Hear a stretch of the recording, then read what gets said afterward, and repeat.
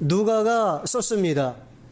수신자는 데오빌로라고 하는 사람을 향해서 썼습니다. 그런데 누가는요, 이 첫 장 첫 절에서 무엇을 강조하고 있느냐? 다시 한번 사도행전 1장 1절 말씀을 제가 읽겠습니다. 데오빌로요, 내가 먼저 쓴 글에는 무릇 예수의 행하시며 가르치시기를 시작하신부터 이렇게 기록하고 있습니다. 예수님께서 어떻게 하셨는가 하는 것을 언급하고 있습니다. 우리 예수님은 먼저 행하시고 그리고 가르치셨다 이렇게 정리하고 있습니다. 오늘날 교회 안에 우리 예수 믿는 성도들, 세상 사람들을 향해서 우리가 어떤 모습을 보이고 있느냐 생각을 해볼 일입니다. 예수 믿는 성도들 가운데 세 가지 정도의 모습이 있지 않은가. 첫째는 말하기는 잘하는데 행하지를 않습니다. 말은 잘해요. 그런데 행함이 없습니다. 이런 모습의 사람이 있어요. 둘째는 말은 잘하는데요, 말한 것과 반대로 행하는 사람이 있습니다. 행하지 않는 것도 신용을 잃어버릴 일인데 오히려 그것과 반대로 행한단 말이죠. 이거는 불신을 사게 되는 것이죠. 세 번째는 말을 하고 그리고 말한 것을 지키려고 나름대로 노력하는 사람입니다. 그래도 양심이 있죠. 그래도 그런 모습은 하나님 보실 때에 인정받을 만한 모습입니다. 그런데 우리 예수님은요, 이 세 가지를 뛰어넘으시는 분이시죠. 말씀하시고 행하지 않으신 분 아니시고, 말씀하시고 반대로 행하신 분 결코 아니시고, 말씀하시고 행하시려고 노력하신 것이 아니라 우리 예수님은 미리 행해 놓으시고 그 행함으로 본을 보이시고 그리고서 가르치신 그런 분이십니다. 오늘날 저나 여러분들이나 예수님을 믿어요. 그래서 예수님 믿는 믿음 때문에 우리가 주님을 예배하고요, 또 기도하고요, 그리고 찬송하고요, 전도하고요, 헌금도 드리고요, 나름대로 봉사생활도 하고요, 그리고 다른 사람들에게 가르치기도 합니다. 그런데 정말 중요한 것은 뭐냐? 정말 중요한 것은 우리가 받은 예수님의 믿음의 본을 따라서 살고 있느냐 하는 것입니다. 우리 예수님께서 행하시고 가르치셨다고 말씀하실 때에 우리 예수님이 무엇을 우리에게 행하시고 가르쳐 주셨느냐, 이 사실에 관심을 두어야 합니다. 성경을 보면요, 진짜 믿음이 무엇인가 하는 사실을 우리에게 분명히 가르쳐 주고 있는데 우리는 진짜 믿음이 무엇인가 여기에 대해서 정확하게 이해하지 못하는 경향이 있습니다. 제가 보건대 많은 믿는 사람들이요, 스스로 자기 최면을 걸어요. 그래가지고 믿습니다, 나름대로 믿습니다, 열심히 믿습니다를 반복을 하면서 믿습니다 하니까 자기가 정말 믿음 있는 사람처럼 착각하는 경향이 있어요. 그런데 성경적인 바른 믿음은 내가 믿습니다가 아니라 우리 주님께서 네가 나를 믿는구나, 네가 정말 믿음이 있구나, 그렇게 인정해 주시는 믿음입니다. 여러분, 여기에는 굉장한 차이가 있습니다. 내가 믿습니다 하는 것은 얼마든지 내 말로서, 내 입으로서 표현할 수 있어요. 그래서 다른 사람들이 그 말을 듣고 속을 수도 있어요. 나 자신도 그 말에 세뇌를 당해서 착각할 수도 있어요. 그러나 진짜 주님께서 네가 믿는구나 라고 인정해 주실 만한 믿음의 모습은 그 사람의 행위에 따라 나타난다는 것입니다. 우리가 성경에서 믿음의 사람 그러면 대표적으로 떠올리는 인물이 있죠. 네, 구약 성경에 믿음의 조상 아브라함 이렇게 떠오릅니다. 그런데 성경을 보시면 믿음의 조상 아브라함도 주님, 내가 주님을 믿습니다, 이런 고백을 통해서 믿음이 인정된 것이 아닙니다. 창세기 22장 아시죠? 이삭을 하나님께 번제로 드리라는 말씀을 아브라함이 순종해서 모리아산으로 이삭을 데리고 올라가서 이삭을 묶어놓고 제단을 쌓아놓고 제단 위에 이삭을 올려놓고 그리고 칼을 들어서 이삭을 내려 치려 하는 그 상황에서 하나님이 다급하게 아브라함아 아브라함아 부르셨어요. 그리고 하나님께서 말씀하시기를 이제야 네가 네 아들 독자 이삭이라도 아끼지 아니하고 나에게 바치는 그 모습을 내가 볼 때에 네가 참으로 나를 경외하는 줄을 내가 아노라. 그렇게 인정해 주셨어요. 그러니까 하나님은 우리의 말에 속는 분이 아니십니다. 우리가 정말 말한 대로 행하는 믿음의 모습이 있는가, 그것을 보시는 겁니다. 그리고 그 행위를 보고 주님이 인정해 주시는 그 믿음이, 그게 진짜 믿음입니다. 우리 예수님께서도 마태복음 5장 16절에 말씀하셨습니다. 이같이 너희 빛이 사람 앞에 비치게 하여 그들로 너희 착한 행실을 보고 하늘에 계신 너희 아버지께 영광을 돌리게 하라. 너희 착한 행실, 행위가 뒤따라야 한다고 말씀해 주셨습니다. 누가복음 10장에서도 예수님 말씀하셨습니다. 선한 사마리아 사람 비유로 말씀해 주셨습니다. 강도 만난 자가 피 흘리고 쓰러져 죽게 돼 있는데 누가 지나갔지요? 레위 사람 제사장이 지나갔습니다. 그들은 하나님의 말씀을 가르치는 위치에 있는 사람들입니다. 신앙적으로 존경받는 사람들입니다. 누가 봐도 믿음이 있다고 평가받는 사람들입니다. 그러나 그들은 말한 대로 행하지 않았습니다. 정작 강도 만난 사람을 못 본 척 외면하고 자기 길을 갔습니다. 사마리아 사람 하나가 그를 돌보아 줬지요. 우리 예수님 말씀하셨습니다. 너희도 가서 이와 같이 하라 말씀하셨습니다. 이와 같이 하라. 선한 사마리아 사람처럼 그렇게 행함이 있어야, 그래야 주님께서 인정해 주시는 믿음이 된다는 것을 가르쳐 주시는 것입니다. 야고보서의 말씀에 보면 2장의 20절에는 행함이 없는 믿음은 헛것이라 그랬습니다. 2장의 26절에 보면은 행함이 없는 믿음은 죽은 믿음이라 그랬습니다. 쉽게 말하면 예수 믿는다고 말하면서 예수님의 가르침과 예수님의 모본을 따라서 살지 않는다라고 하면 그 믿음 생활은 꽝입니다. 꽝. 헛것이라고 말씀하시고 죽은 것이라고 말씀하셨으니까요. 우리 개신교의 위험한 면이 바로 거기에 있습니다.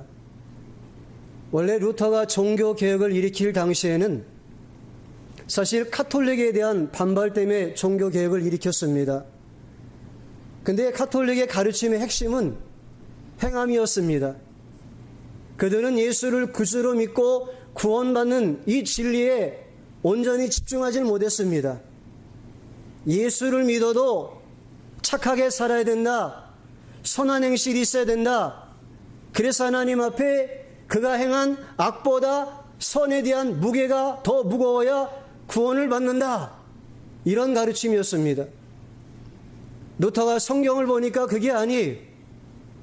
구원은 오직 예수 그리스도의 십자가와 부활에 대한 믿음으로 말미암아 얻는 것이에요. 오직 의인은 믿음으로 말미암아 살리라. 로마서 1장 17절 말씀에 착목했어요. 그래서 오직 믿음, 오직 은혜, 오직 말씀, 이것을 강조했습니다. 카톨릭의 행함에 구원이 있는 것처럼 말하는 것에 대한 반발 때문에 오직 믿음으로만, 오직 은혜로만, 오직 말씀 안에서의 약속으로만 구원받는 것을 강조하다 보니까 오히려 은혜가 강조되면서 우리 개신교의 행위가 약해졌습니다. 그래서 어떤 면에서는 값싼 은혜로 전락해 버렸습니다. 독일의 신학자 목사였던 본회퍼가 현대 개신교 신자들의 모습을 보면서 예수 그리스도의 십자가의 보혈의 은혜를 너무 값싸게 만들어 버렸다는 것이에요. 왜? 그 은혜 이름으로 예수 그리스도를 닮은 삶을 살지 아니하고 오히려 은혜 이름으로 구원받았으니 행위는 상관없다는 식으로 말하면서 자기 마음대로 살아가는 현대 개신교 신자들의 모습을 그렇게 평가한 것입니다.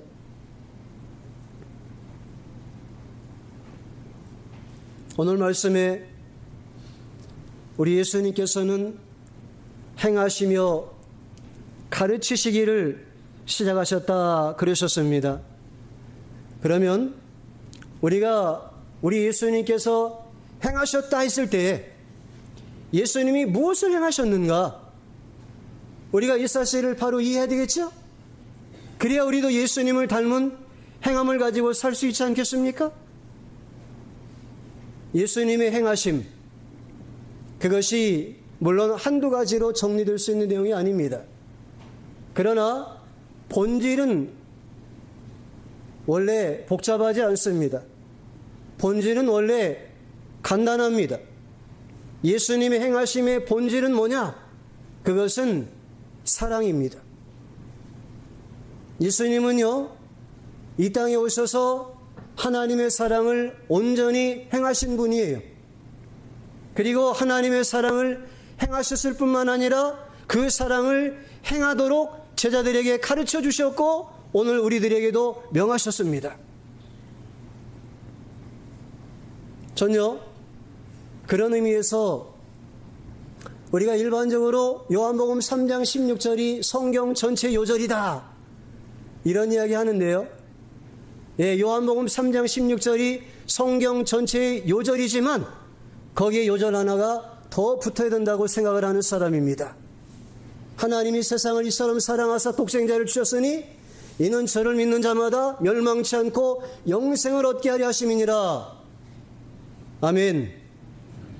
그러나 요한복음 13장 34절 35절도 거기에 추가적인 요절이 되어야 된다라고 그렇게 생각을 합니다. 요한복음 13장 34절 35절의 말씀에 이렇게 말씀하고 있습니다. 새 계명을 너희에게 주노니 서로 사랑하라. 내가 너희를 사랑한 것 같이 너희도 서로 사랑하라. 너희가 서로 사랑하면 이로써 모든 사람이 너희가 내 제자인 줄 알리라. 아멘. 예수님께서 새 계명을 주신다고 말씀하셨습니다. 그 계명이 뭐냐? 서로 사랑하라. 서로 사랑하라. 내가 너희를 사랑한 것 같이 너희도 서로 사랑하라. 너희가 서로 사랑하면 이로써 모든 사람이 너희가 내 제자인 줄 알리라. 여러분, 이 말씀은요, 쉽게 말씀을 드리면 우리가 서로 사랑하지 않으면 예수님의 제자가 될 수 없다는 겁니다. 서로 사랑하지 않으면 예수 믿는 사람의 증거를 나타낼 수가 없다는 것입니다. 예수님께서 이 땅에 오셔서 우리를 사랑하셨기 때문에요.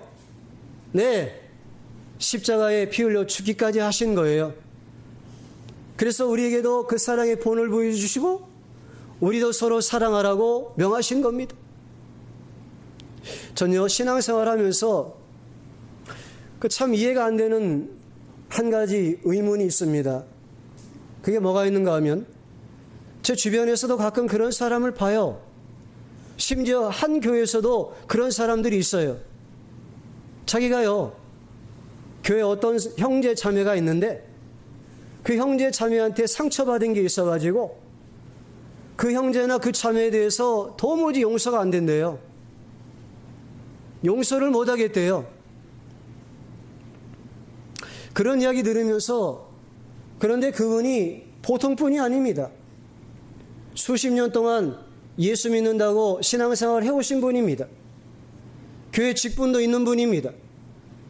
다른 사람들이 볼 때 정말 믿음 생활 잘하는 것처럼 그렇게 보이는 분입니다. 그런데도 어떤 형제에 대해서 용서하지 못하고 사랑으로 품지를 못해요.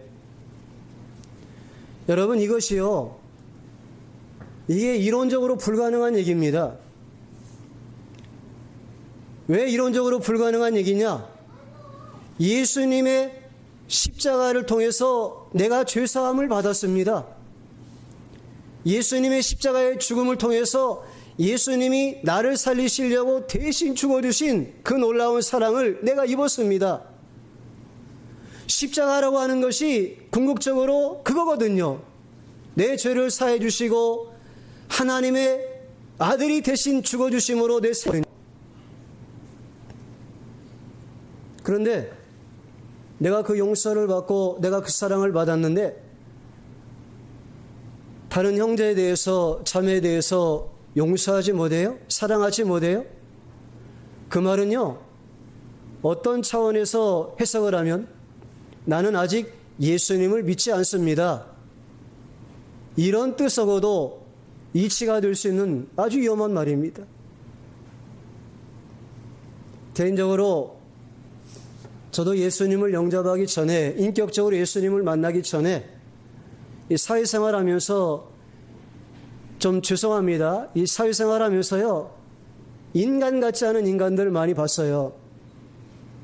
그래서 정말 제가 많이 짓밟히고 손해도 많이 받고 상처도 많이 입었어요. 그래서 속에서요, 그런 사람들에 대한 증오심이 있었어요. 정말 죽이고 싶었어요. 그랬는데요, 예수님을 만나고 나서, 예수님의 십자가의 사랑을 깨닫고 나서요, 얼마나 주님의 용서와 주님의 사랑이 큰지 그것에 제가 감동을 받아서 그냥 한 2주일 동안을 밤낮으로 예수님만 생각하면 눈물이 나는 거예요. 그리고 저의 죄가 떠오르면서 회개가 터지는 거예요. 그러면서 한 2주 정도 계속 울고 회개하고 주님의 용서와 사랑으로 마음이 채워지고 나니까요,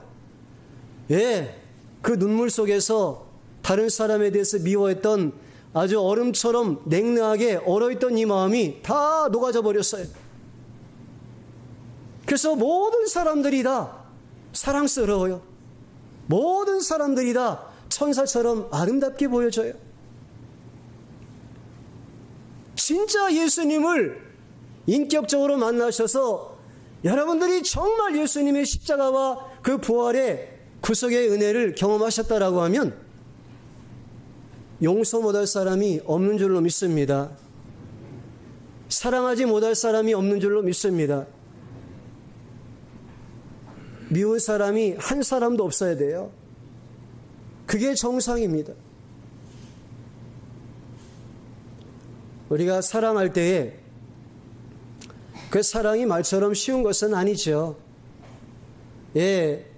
그래서 성경에도 말과 혀로만 사랑하지 말고 행함으로 사랑하라 그랬는데 말과 혀로서 사랑하는 건 쉬워요. 그런데 행함으로 사랑하는 것은 쉽지 않습니다. 특별히 우리가 행함으로 사랑할 때 두 가지 큰 고비가 있습니다. 첫 번째 고비가 뭐냐? 첫 번째 고비는 나는 그를 사랑해요. 그래서 내가 사랑으로 계속 그에게 다가가요. 그에게 손을 베풀어요. 친절로 그렇게 그를 섬겨요. 그런데 아무런 대가가 없어요. 이것이 첫 번째 고비입니다. 내가 그를 위해서 성실하게 사랑을 베풀었는데 그는 아무런 반응도 없고 아무런 대가를 주질 않아요. 여기에 많은 사람들이 사랑하는데 주저합니다. 내가 언제까지 주기만 해야 되나? 저 인간은 뭐라고 늘 받기만 하고 나한테 한 번 돌려주는 것이 없어? 이런 식의 마음이 들어올 수 있습니다. 그런데 여러분, 사랑의 원리가 그렇습니다. 사랑이라고 하는 것은요, 받는 것이 아니라 주는 것입니다. 대가를 바라지 마세요. 저도 사랑을 베풀면서 은근히 그 사람이 반응이 없으니까 나는 10번 줬는데 한 번도 안 오니까 치사한 마음이 들더라고요. 저 인간은 받을 줄만 알고 줄 줄은 모르네. 치사한 생각이 들어와요. 그런데 깨달았습니다. 사랑이라고 하는 것은 주는 거예요. 강물이 위에서 밑으로 흘러내리듯이 사랑이라고 하는 것은 위에서 아래로 흘러내려가는 거예요. 그런데 흘러내려가면서 이 사랑이 사랑을 낳아요. 그래서 사랑이 더 풍성하게 더 많은 사람들에게 전달되어지는 겁니다. 우리는 그냥 사랑을 유통하면 돼요. 유통. 내려보내면 되는 겁니다. 자녀에 대해서도 그 사실을 깨달았어요. 깨닫지 못할 때는 애들을 불러놓고 세뇌교육을 시켰었어요. 애들을 불러놓고 니들 엄마 아버지가 희생적으로 먹이고 입히고 가르치고 그렇게 수고하는데 나중에 너희들 크면 엄마 아버지한테 어느 정도 갚을 줄 알아야 돼. 그래야 복을 받는 거야. 그렇게 세뇌시켰던 적이 있었는데요. 이게 옳지 않다는 걸 깨달았습니다. 그래서 지금은 자유합니다. 왜냐하면 제가 저희 자녀들에게 마음껏 사랑을 베풀어 주지요? 그러면 자녀들이 그 사랑받은 것으로 저에게 보답하기를 기대하지 말고요. 자녀들은요, 저한테 사랑받은 것을 자기 자녀들한테 베풀어 주면 되는 거예요. 그 사랑이 아래로 내려가면 되는 거예요. 그래서 계속해서 사랑이 사랑을 낳으면 되는 거예요. 그런 원리로 내가 어떤 사람에게 사랑을 베풀었다. 그럼 그 사람이 나한테 사랑을 보답하지 않아도 그 사람이 나한테 받은 사랑을 기억해서 다른 사람한테 사랑을 베풀면 그 사랑이 점점 확대가 되는 줄로 믿습니다. 그런 원리를 깨달으시고요. 여러분, 사랑하시기에 지치지 마시기를 바랍니다. 대가를 바라지 마시기를 바랍니다. 사람이 치사해져요. 그리고 사랑함에 있어서 또 한 가지 고비가 있습니다. 어떤 고비가 있느냐? 나는 그를 사랑하는데 그에 대해서 나는 자꾸 손을 그렇게 벌리고 다가가는데 그는 나를 미워해요. 보답하지 않는 정도가 아니라 나를 미워해요. 그리고 자꾸 다른 데 가서 나를 헐뜯어요. 나를 비방해요. 그래서 내 마음을 괴롭게 해요. 그런 사람에 대해서 사랑하기가 쉽지 않죠. 그런 사람 자기 정당화시키기가 쉽습니다. 나는 할 만큼 했어. 나는 그에게 사랑의 노력을 최선을 다해서 했어. 근데 그가 내 사랑을 받지 않기 때문에 나도 한계가 있어. 이제 더 이상 안 할 거야. 이런 식으로 스스로 결정해버리고 포기하는 경우를 간혹 봅니다. 그런데 여러분, 성경적으로 생각하시자고요. 성경적으로 생각할 때 우리 예수님도 말씀하셨습니다. 나를 사랑하는 자를 사랑하는 것은 이방인들도 할 수 있다고 말씀하셨습니다. 엄밀한 의미로 말씀드리면 나를 사랑하는 자를 사랑하는 것은 이건 자연스러운 반응이지 이거는 성경적인 예수님이 보여주신 사랑의 모습이 아닙니다. 상식적으로 그렇잖아요. 상식적으로 나 좋아하는 사람 좋아하는 거, 나 사랑해주는 사람 사랑하는 거, 이거 본능적으로 아무나 할 수 있는 거 아니에요? 그러나 내가 사랑하는데 그가 나를 미워해요? 이거 쉽게 할 수 있는 사랑이 아닙니다. 하지만 우리 예수님께서 우리에게 보여주시고 가르쳐 주신 사랑이 바로 거기에 있습니다. 우리 예수님은 당신을 배반했던 베드로도 찾아가셔서 나무라지 않으시고 오히려 생선을 구워 놓으시고 먹여 주시면서 베드로 네가 나를 사랑하느냐? 그 말은 무슨 말이죠? 네가 나를 배신했어도 나는 너를 변함없이 사랑하고 있는데 너도 나를 사랑하고 있니? 그런 확인의 말씀입니다. 배신자도 사랑하셨어요. 그리고 심지어 배신자 정도가 아니라 예수님을 팔아넘긴 가룟 유다에 대해서도 예수님은 그를 사랑하시는 마음으로 회개할 수 있는 기회를 주었고 그에게 먼저 떡을 떼서 나눠주셨습니다. 예수님은 십자가에 죽으시면서도 자신을 못 박은 로마의 병사들을 위해서도 중보하시면서 하나님의 사랑을 간구했습니다. 아버지여, 저들을 용서해 주세요. 저들은 자기들이 무슨 짓을 하는지 알지 못합니다. 그렇게 예수님은 몸소 원수까지 사랑하는 사랑을 실천해 보여주셨고, 그리고 우리에게도 원수까지 사랑하라고 가르쳐 주셨어요.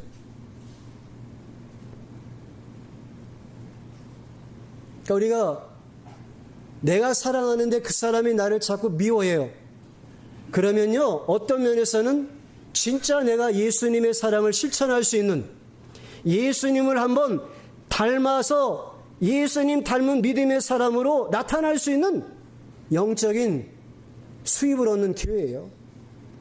절호의 기회입니다. 제가 목회하는데 좀 까다롭게 보는 성도가 있었어요.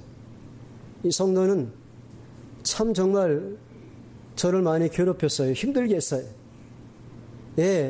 설교하면 설교한 것에 대해서 트집 잡고 항의하고, 바깥에서 성도 인사하면, 인사할 때 어떤 사람 손은 길게 잡고 어떤 사람 손은 짧게 잡느냐고, 왜 어떤 사람한테 눈길 주고 어떤 사람 눈길 안 주냐고 시비하고,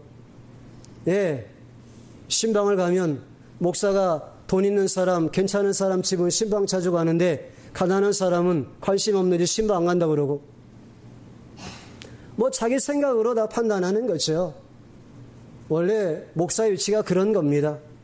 목사 위치가요, 설교가 길면 길다고, 설교가 짧으면 짧다고, 길면 말이 많다고 뭐라 그러고, 짧으면 미천없다고 뭐라 그러고, 목소리가 크면 시끄럽다고 뭐라 그러고, 목소리가 작으면 죽도 못 먹었냐고 뭐라 그러고, 신방 자주 가면 뭐 얻어 먹으려고 또 왔냐 그러고, 신방 자주 안 가면 목사가 사랑이 없다 그러고, 목사가 시험 들었다 그러고, 이래도 탈 저래도 탈인데요.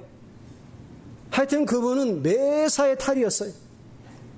하도 억울한 소리를 많이 해가지고 제가 교회 나가는데 그분을 보면 눈을 마주치고 싶지 않아가지고 그냥 고개가 자동으로 돌아갔어요.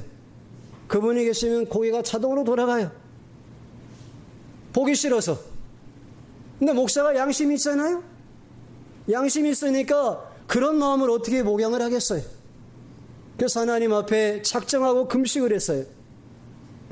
금식하면서 하나님, 저 사람 우리 교회에서 나가게 해주든지 저를 다른 교회로 옮겨주시든지 둘 중에 하나 해주세요.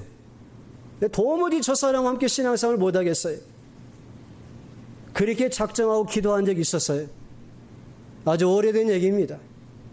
벌써 한 20년에 다룬 얘기 같은데요. 그런 적이 있었어요. 주님이 기도 가운데 그러시더라고요. 야, 너 그 성도 꼴 보기 싫지? 네, 진짜 꼴 보기 싫어요. 그런데 말이지, 나 지금 너 그러고 있는 꼴 보기 싫다. 네 앞에 그 성도 꼴이 지금 내 앞에 네 꼴과 똑같다. 너나 그 사람이나 다를 것이 없다고 하시면서 주님이 결정적으로 제 마음속에 들려주신 음성이요. 나는 너를 위해서 죽었는데 너는 왜 그를 위해서 못 죽니? 제가 그 말씀에 무너졌습니다. 나는 너를 위해서 죽었는데 너는 왜 그를 위해서 못 죽냐요? 그래서요, 그 주님의 음성을 듣고요, 정말 이 기도하는 방석이 눈물이 다 젖을 정도로 펑펑 울면서 하나님 앞에 회개하고 기도했습니다. 그랬더니 하나님이 제 마음을 회복시켜 주셨고요, 그 사람에 대해서 사랑의 심정이 속에서부터 솟아나게 해주셨어요. 네, 주일날이 기다려지더라고요. 주일날 교회 갔는데 그분이 계셔요. 평소 같으면 제가 자동으로 이렇게 돌아갔어요. 근데 그날은요, 그분을 향해서 제가 눈을 크게 뜨고 바라봤어요. 근데 사람이 사랑하는 사람을 보면 동공이 커진다는 말 들어보셨어요? 제가 제 스스로 제 눈에 동공이 커지는 게 느껴지더라고요. 제 속에서부터 그 사람을 향해서 사랑이 쏟아져 나가는 게 느껴지더라고요. 놀라운 거는 그 다음부터 그 사람이 변했어요. 사랑의 힘으로 그 사람이 달라졌어요. 그 제가 깨달았습니다. 목사에 대해서 불평하고 목사 비판하고 목사 그렇게 헐뜯고 이런 사람들은요, 대부분이 목사에게 더 사랑받기를 원하는 마음이 있어서 그래요. 그래서 그렇게 사랑을 쏟아 부어주니까 그가 변하는 거예요. 달라졌어요. 지금은 뭐 열렬한 목사당의 당원입니다.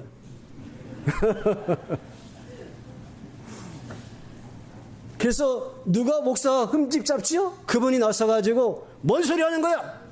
우리 목사님이 얼마나 희생적인 분인데 뭐 그런 소리 하는 거야? 우리 목사님이 얼마나 좋은 분인데 아예 저를 대변하고 있어요.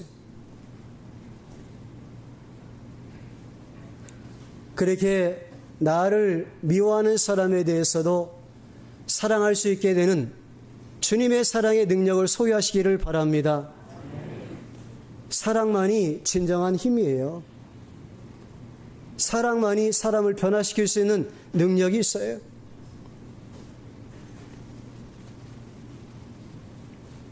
일본에 대해서도 그런 마음을 갖게 됐습니다. 제가 처음에 일본에 전혀 마음이 없었습니다. 일본 선교 꿈도 안 꿨습니다. 대단히 죄송한 얘기지만 과거 얘기라서 말씀을 드리는데, 제가 예수님 믿고 나서도요, 일본 하면 일본 놈, 쪽발이 이런 식으로 표현하는 거 있었어요. 일본 사람이란 말도 안 썼어요. 일본이 싫었어요. 저희 때는 학교 다닐 때 반일교육 철저하게 시켰었거든요. 그래서 저희 교단 초계장 목사님이 일본에 선교사로 가라 그럴 때 제가 싫습니다. 안 가겠습니다. 거절했어요. 몇 달 지나고 또 불러가지고 또 일본 선교사로 좀 갈 수 있겠나 그러셔서 지난번도 말씀드렸지만 저 안 갑니다. 싫습니다. 거절했습니다. 신학교 입학하면서 저는 선교사로 하나님 앞에 쓰임받기를 원했습니다. 한국에 뭐 너무 교회가 많고 목사도 많아서 포화 상태라 해외 선교사로 사역하고 싶습니다. 기도했는데 제가 기도를 좀 더 구체적으로 해가지고 나라 이름까지 기도를 못한 것이 실수였죠. 케냐로 보내주세요. 탄자니아로 보내주세요. 아프리카 정도 생각을 했었는데 나라 이름은 말을 못했어요. 근데 하나님이 그렇게 자꾸 일본어로 뭐라고 하셔요? 근데 어느 날 제가 근무하는 사무실에 노크 소리가 나길래 누구세요? 그랬더니 문을 열고 어떤 백발의 할머니 한 분이 들어오세요. 누구시죠? 처음 뵀는데 여기 혹시 노아키 전도사라고 있어요? 예, 전데요. 저 일본의 오사카에서 왔는데요. 좀 노아키 전도사님 보고 싶어서요. 예, 무슨 일이신지 말씀을 해주시죠. 저희 집에서 교회를 개척했어요. 사역자가 필요해요. 사역자 마땅한 분 이리저리 수소문했더니 사람들이 노아키 전도사 추천해 주셔가지고 만나뵈려고 왔어요. 꼭 좀 와주세요. 저 만나겠다고 현해탄 건너와 오셨다는데 문전박대 못 하잖아요. 그래서 일주일 말미를 달라고 기도해 보겠다고, 물론 너무 냉정하게 거절하는 거 안 될 것 같아서 핑계 삼아서 일주일 뒤에도 저는 안 간다고 말할 작정으로 대답을 했었어요. 그런데 일주일 뒤에 하나님이 기도 가운데 응답을 주셨습니다. 말씀으로 응답을 주셔서 가라시는 거예요. 예, 창세기 아브라함이 소돔성을 위해서 중보하며 기도했던 그 말씀을 주시면서 네가 일본 땅에 가서 그들을 위해서 중보하라고, 그곳에서 인 10사람을 건져낼 수 있겠냐고, 그 사명 감당하라고 하나님 말씀 주셨어요. 제가 일본을 가기 싫었던 이유가 첫 번째는 민족 감정이 있었고요. 두 번째는요, 일본이 우리나라보다 훨씬 더 경제적으로 부유했기 때문에, 예, 가난한 나라 가서 도와주면서 선교해야지 부자 나라 가서 물 도와주면서 선교할 수 있겠는가, 이런 선입관이 있었어요. 그리고 셋째는 일본이 기독교 역사가 우리나라보다 길어요. 1500년대부터 복음이 들어갔어요. 일찍부터 복음을 받았지만 복음을 거절한 민족들, 그들에게 또 찬스를 주느니 복음을 안 받은 나라 가는 것이 옳지 않겠는가, 이런 생각이 있었습니다. 거절했어요. 그런데 하나님이 그렇게 인도하셔서 순종하게 하시고 오늘 일본 땅에서 어느새 26년째 사역을 하고 있습니다. 근데 지금은 일본 선교에 되는 이유가 세 가지가 또 생겼어요. 전에는 일본 안 가는 이유가 세 가지가 있었는데요. 지금은 일본에 선교를 해야 되는 이유가 세 가지가 생겼어요. 여러분 사도행전 1장 8절 말씀 기억하시죠? 예, 지상대명령 땅끝까지 복음 전하라고 말씀하셨는데요. 거기 보면은 순서가 있죠. 예루살렘과 유대와 사마리아와 땅끝입니다. 제자들이 예루살렘에 있었어요. 그들에게 명령을 주셨죠. 그걸 한국식으로 해석을 하면 서울이 예루살렘이에요. 유대가 한국 땅이에요. 그 다음에 사마리아가 어딜까요? 사마리아가 저는 일본이라고 믿습니다. 유대와 사마리아는 세 가지 관련성이 있습니다. 첫 번째, 지리적으로 가까워요. 두 번째, 민족적으로 피가 섞여 있어요. 세 번째, 사이가 매우 나빠요. 어떻습니까? 일본과 한국이 비슷하죠? 지리적으로 가깝습니다. 피가 섞였습니다. 사이가 별로 좋지 않습니다. 또 제 나름대로의 해석이지만 저는 일본이 사마리아인 동시에 일본이 땅끝이라고 그렇게 믿습니다. 왜 그렇죠? 우리나라의 동해 쪽으로 돌아보면 제일 가까운 것이 일본이에요. 지구를 보십시오. 근데 반대 서해 쪽으로 돌면 제일 먼 나라가 일본입니다. 제 나름대로 해석이에요.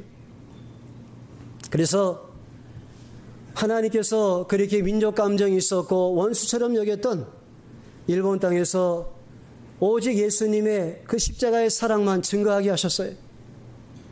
여러분, 이 십자가의 사랑 증거했더니요, 하나님께서 역사를 일으켜 주셔가지고요, 예, 많은 일본 사람들이 구원받은 결실을 맺게 되었습니다. 지금 저희 교회에서는 일본 사람들 대상으로 일본어로 신학교도 지금 하고 있습니다. 최근에도 일본 사람 중에 야쿠자 오야붕에 있던 사람이 예수님 만나고 변화받았습니다. 이 사람이 먼저 부인이 교회 나왔어요.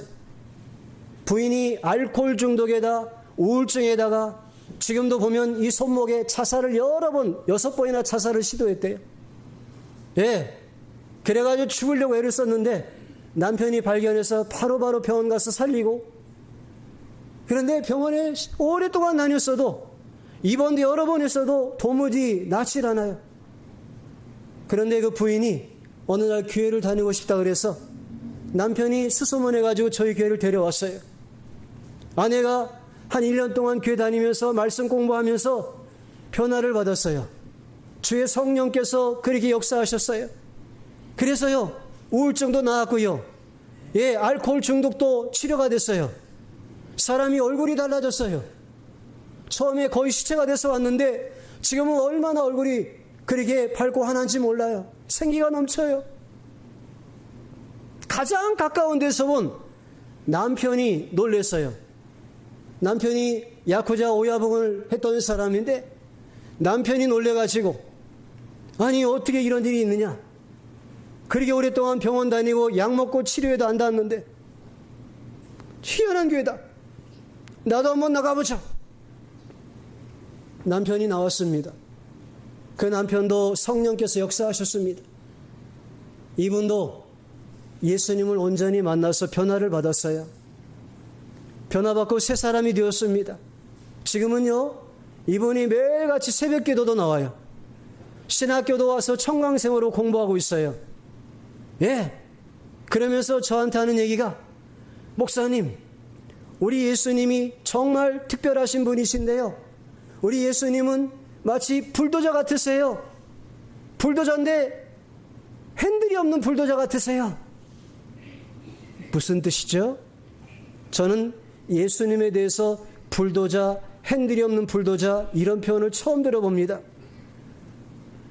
그분이 하는 얘기가 예수님을 만나고 나니까 불도저가 지나가면 울퉁불퉁했던 길이 평평하게 다져지잖아요.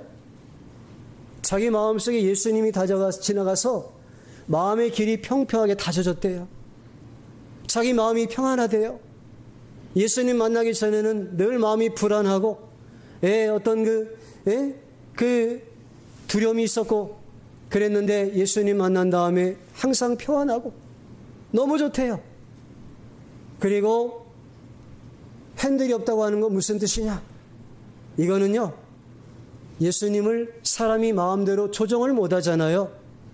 예수님은 사람이 조정할 수 없는, 사람이 그렇게 함부로 예수님을 명할 수 없는, 예수님이 당신의 뜻대로 움직이시는 분이시니까 핸들이 없는 불도저 같아요. 이렇게 고백을 했습니다. 그러면서 저한테 그래요. 자기가 지금 새벽마다 나와서 기도하는 게 두 가지래요. 하나는 자기가 지은 죄가 너무 많아서 회개하는 기도고, 하나는 자기의 믿음이 변치 않게 해달라고 기도하고 있다는 거예요. 예, 저한테도 그렇게 기도해달라고 부탁을 하더라고요. 최근에 들었습니다. 이분이 교회 나오기 전에 저희 동네에서 맨날 술 먹고요. 예, 야쿠자 싸움이 붙어가지고요.